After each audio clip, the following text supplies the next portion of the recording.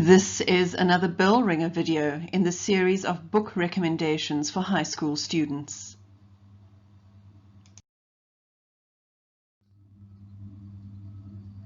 Today I am recommending the novel The Poet X, a novel published in 2018. If you're into slam poetry, beats and teen issues, then this is the book for you.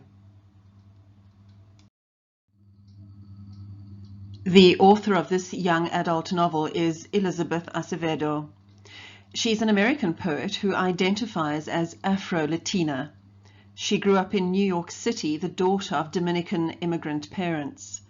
Her first career choice was to become a rapper, and this led her into the world of slam poetry. As a student, she participated in numerous competitions and was named as Slam Poet Champion in the United States. Like so many authors of young adult fiction, she was a high school English teacher. When she questioned a reluctant reader about his reasons for not wanting to read any novels, his response was, "These books aren't about us." And this prompted her to write books that represented the interests and communities of her own students. The Poet X combines all of her interests: poetry, teenagers, and issues that affect the Latina population in the States. We're always told never to judge a book by its cover, but this cover gives us important information.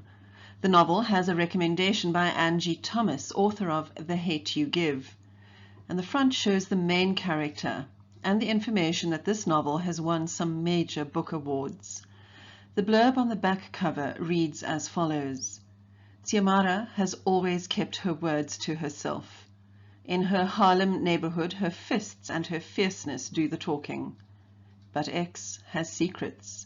Her feelings for a boy in her bio class, the notebook full of poems that she keeps under her bed, and a slam poetry club that will pull those secrets into the spotlight.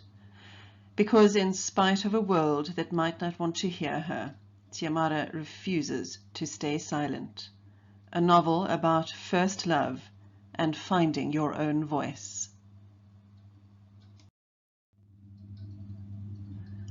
The main character, Xiomara, lives in the hustle and bustle of present-day Harlem, a suburb in New York City. It's a gritty place with numerous social issues such as poverty and gangsterism. It's a world that the author knows well, having grown up in this vicinity herself.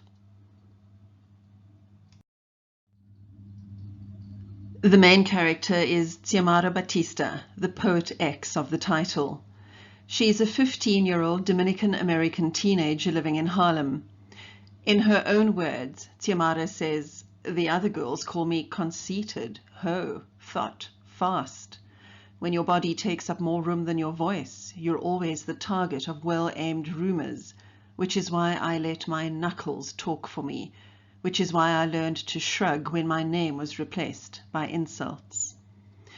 In a poetry notebook, Xiomara writes poetry about everything from pressing questions about her Catholicism to kissing boys and the fact that she constantly has to defend herself against stereotyping and sexual harassment.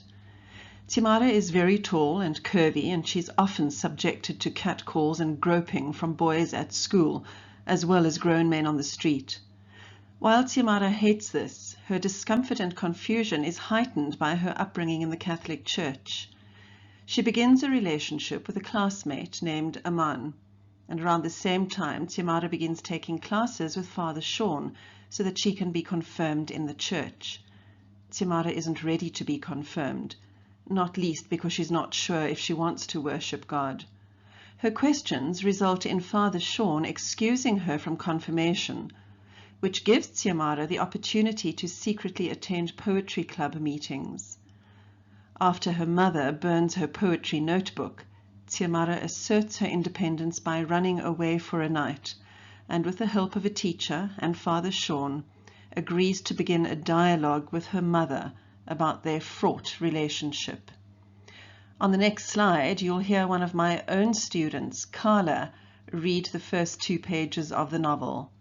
Like Xiomara, Karla is Latina and Spanish-speaking, so she can do the passage more justice than I can. Friday, August 24. Stoop sitting. The summer is made for stoop sitting, and since it's the last week before school starts, Harlem is opening its eyes to September. I scope out this block I've always called home. Watch the old church ladies, chanquetas flapping against the pavement, their mouths letting loose a train of island Spanish as they spread he said, she said. Beep Papote from down the block as he opens the fire hydrant so the little kids have a splinter to run through. Listen to honking cabs with bachata blaring from their open windows, compete with basketballs echoing from the little park. Laugh at the viejos, my father not included, finishing their dominoes tournaments with hard slaps and yells of kapiku. Shake my head as even the drug dealers posted up near the buildings smile more in the summer. Their hard skulls softening into glue-eyed stares in the direction of the girls in summer dresses and short shorts. Ayo, Xiomara! You need to start wearing dresses like that. Shit, you'd be wiped up before going back to school. Especially knowing you church girls are all freaks.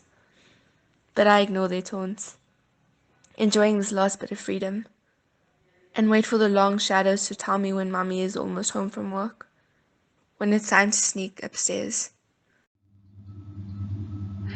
If you liked this book recommendation, please pass it on to your friends and teachers.